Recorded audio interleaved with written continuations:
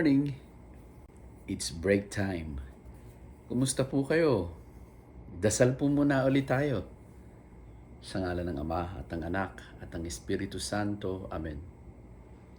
Mapagmahal naming Diyos Ama, pinupuri at pinasasalamatan ka namin dahil sa mga dakilang bagay na iyong gawa sa sangnilikha na aming dinaranas at tinatamasa sa araw-araw. Ito'y tunay na pagpapahayag kung paano mo kami minamahal bilang aming Ama. Subalit higit sa ano pa man mga biyaya at mga grasya na iyong kaloob sa amin, pinupuri at pinasasalamatan ka namin dahil sa pagsusugo mo ng iyong bugtong na anak na si Jesus upang aming maging Panginoon at tagapagligtas. Pinupuri at pinasasalamatan ka rin namin dahil sa patuloy mong pagsusugo ng Espiritong Banal upang kami iyong akayin bilang simbahan, upang kami iyong pakabanalin. Samagdalangin namin sa araw na ito na manatili nawa kami sa pananampalataya sa iyong anak na si Jesus, sapagkat tanging sa iyong anak na si Jesus matututunan namin kung papaanong maging tunay mong mga inampong anak upang makilala ka namin, mapaglingkuran ka namin at mahalin ka namin sangayon sa nais mo. Dinadalangin namin ang lahat ng miyembro ng aming mga pamilya, ang aming mga magulang, ang aming mga kapatid, lahat ng aming mga kakilala, ang buong sangkatauhan na sa ngayon nagdaranas ng kahirapan sa buhay sanhi ng pandemya. Panginoon, aming Diyos ng kasalukuyan, huwag nawa naming makalimutan na kasama ka namin sa karanasang ito. Maunawaan namin ang kalooban mo sa gitna ng dinaranas namin lahat. Bigyan mo ang lahat ng kalusugan ng pangangatawan, ng kaisipan at ng kaluluwa, nang sa ganon, tunay ka naming papurihan at pasalamatan. Lahat po ng ito hinihiling namin sa ngalan ni Jesus, na kasama mo at ng Espiritu Santo, Diyos magpakailanman. Amen. Sa ngalan ng Ama at ng Anak at ng Espiritu Santo. Amen. Ang galing nga natin itong kumot na ito. Bakit ba naroon yung kumot? Anyway, ngayon po ay January 11, 2022. At ang mabuting balita po natin ay mula kay Mark chapter 1 verses 21 to 28. At sinasabi pong, nagpunta sina Jesus sa Capernaum. At nang sumunod na araw ng pamamahinga, ay pumasok si Jesus sa sinagoga at nagturo. Namangha ang mga tao sapagkat nagtuturo siya ng may kapangyarihan, hindi tulad ng mga tagapagturo ng kautusan. Bigla namang pumasok sa sinagoga ang isang lalaking sinasapian ng masamang espiritu. Ito'y sumigaw, "Ano ang pakay mo sa amin, Jesus na taga Nazaret? Naparito ka ba upang kami puksain? Kilala kita. Ikaw ang banal na mula sa Diyos."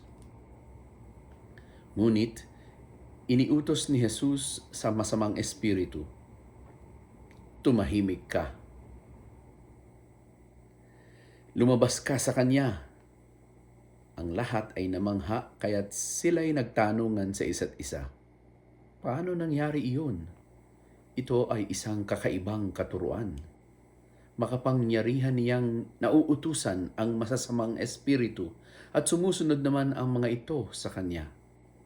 Dahil dito, mabilis na kumalat sa buong Galilea ang balita tungkol kay Jesus.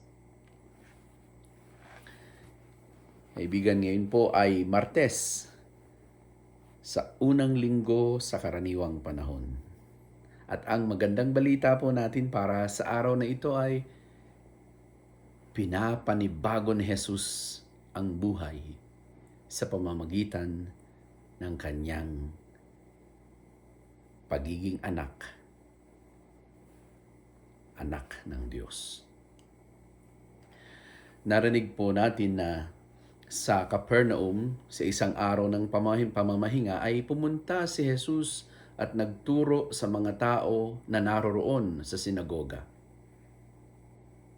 Isang bagay, ang bagong-bagong karanasan para sa mga naroon. Kasi isang karaniwang tao na anak ng karpintero ang nagtuturo ng kautusan. Lubhang kamangha-mangha talaga sapagkat hindi katulad ng mga nakatalagang tagapagturo, yung mga teachers talaga ng law, no, ng kautusan ni Moses. Si Jesus, isang karaniwang anak ng karpintero, isang karpintero mismo ay nagtuturo ng may kapangyarihan. Nasawari ng mga nakakarinig sa kanya ay isang taong higit na maalam, may otoridad sa kanyang paraan ng pagtuturo. Wait, there's more. Meron pa. Bigla may pumasok sa sinagoga, isang taong sinasapian ng masamang espiritu na sumisigaw na hinahamon si Jesus. Ano ang pakay mo sa amin, wika nito? Jesus na taga Nazaret, naparito ka ba upang kami puksain?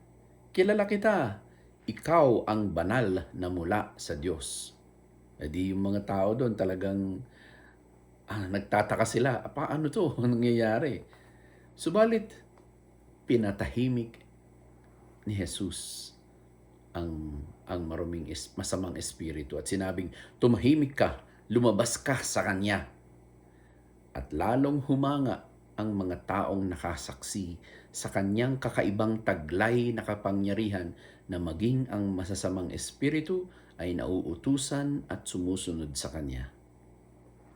Kaibigan, sa maikling mabuting balitang ito, sa ebanghelyong ito, isang bagong uri ng pamumuhay ang ipinasaksi ni Jesus sa mga tao na naroroon sa sinagoga.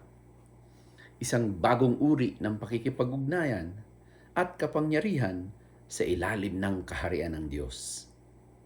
Na si Jesus, bilang ang bugtong na anak ng Diyos, ay may autoridad na magturo ng kautusan at may kapangyarihan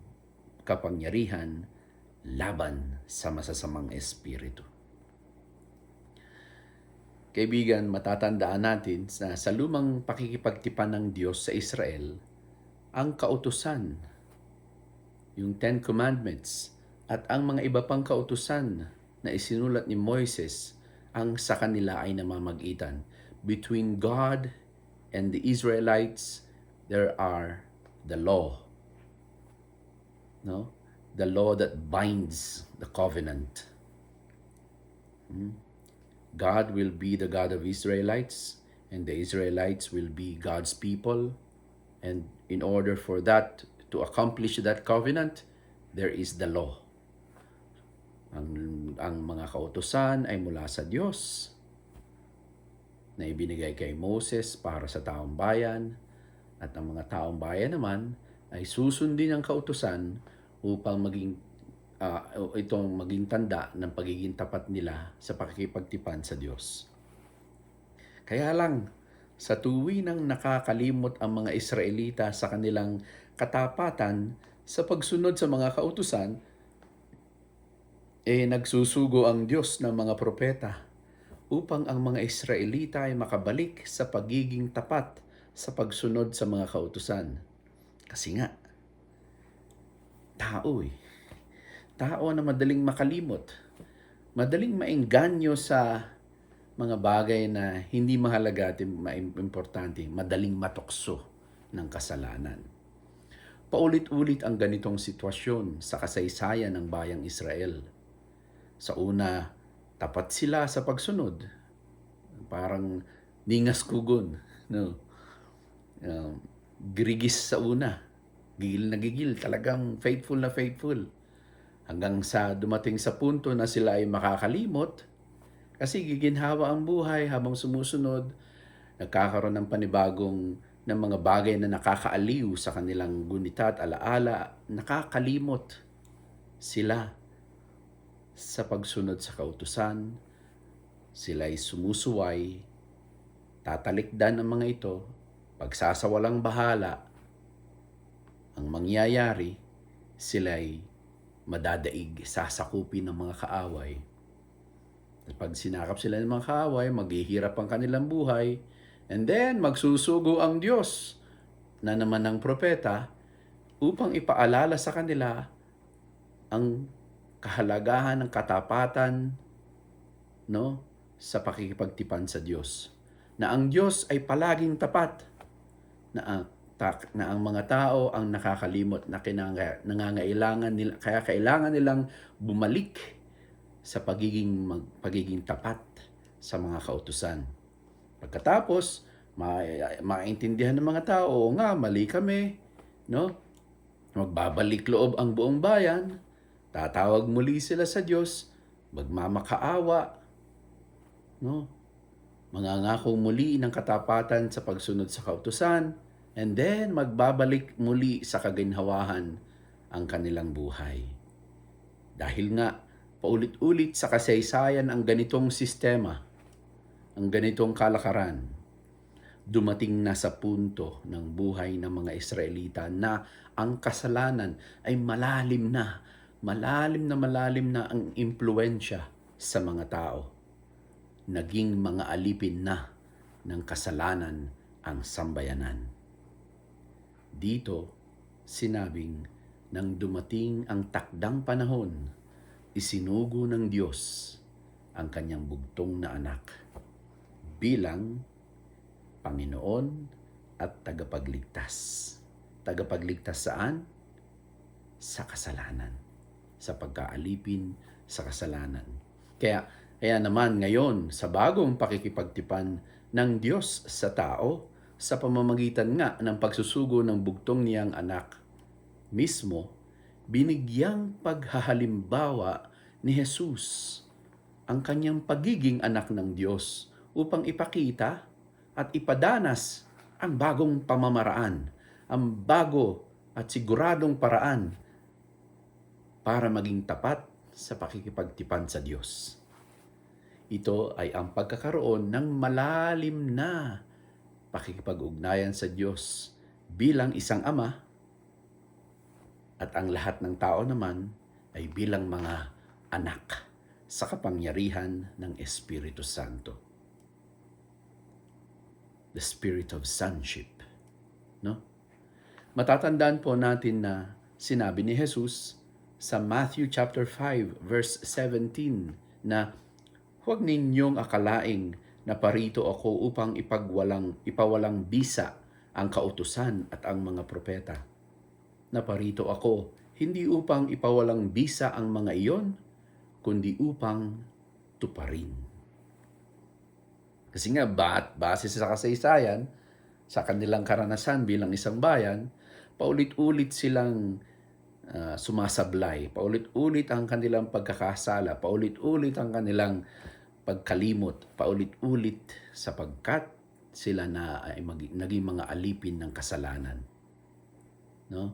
So, yung kasalanan ang nagpapalimot sa katotohanan. Ang kasalanan ang nagpapahina sa kakayanan nating mga tao upang maging tapat sa pagmamahal, sa pagsunod.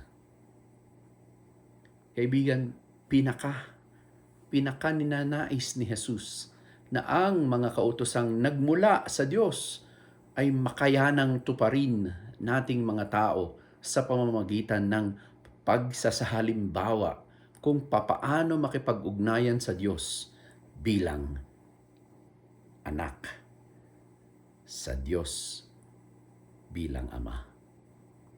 Pero hindi lang yun. Pinagsumikapan din ni Jesus na buuin ang sambahayan ng Diyos. Buuin ang sambayanan ng Diyos na pinagwatak-watak ng kasalanan, na pinahina ng kasalanan. Pinagsumikapan ni Jesus to gather them together into Himself as church. bilang ang bagong sambahayan ng mga bininyagan sa Espiritu at sa katotohanan, ang simbahan. Sa pamamagitan kasi ng binyag, tayong lahat ay naging mga inampong mga anak ng Diyos Ama kay Kristo Jesus. Sa pananampalataya kung gayon, na pinagiging matibay ng Espiritu Santo, tayong mga anak ng Diyos ay mayroon ng kapangyarihan laban sa kasalanan at sa masasamang espiritu kasi tayo'y mga anak ng Diyos.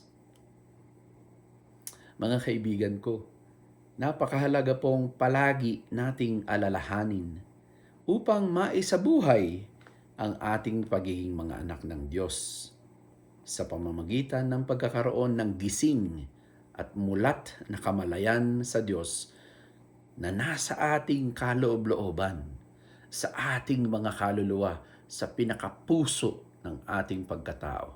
Sapagkat sa sakramento ng binyag na ating tinanggap, ang ating kaluluwa ay sinelyuhan ng presensya ng Espiritu Santo.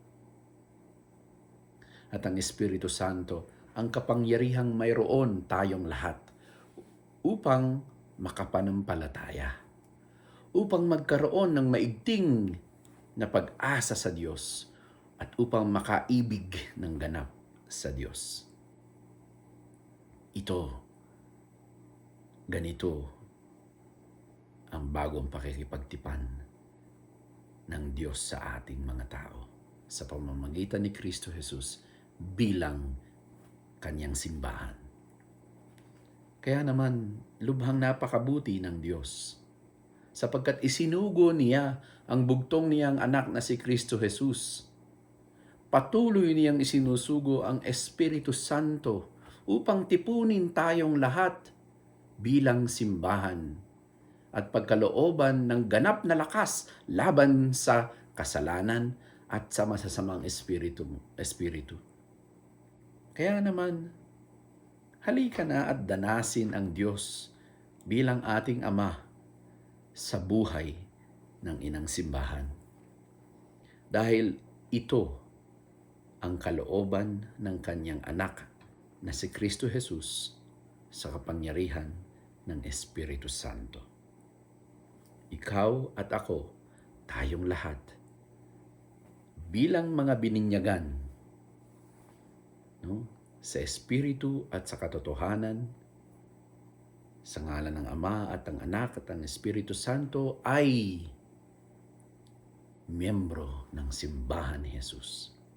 Kaya't meron tayong kapangyarihan. At ang kapangyarihan ito'y nagmumula kay Kristo Jesus sa kapangyarihan ng Espiritu Santo. Dahil dito, natatawag nating Ama ang ating Diyos. Pagpalain nawa tayo ng Diyos, pagadya sa lahat ng masama at ihatid sa buhay na walang hanggan. Amen. Peace.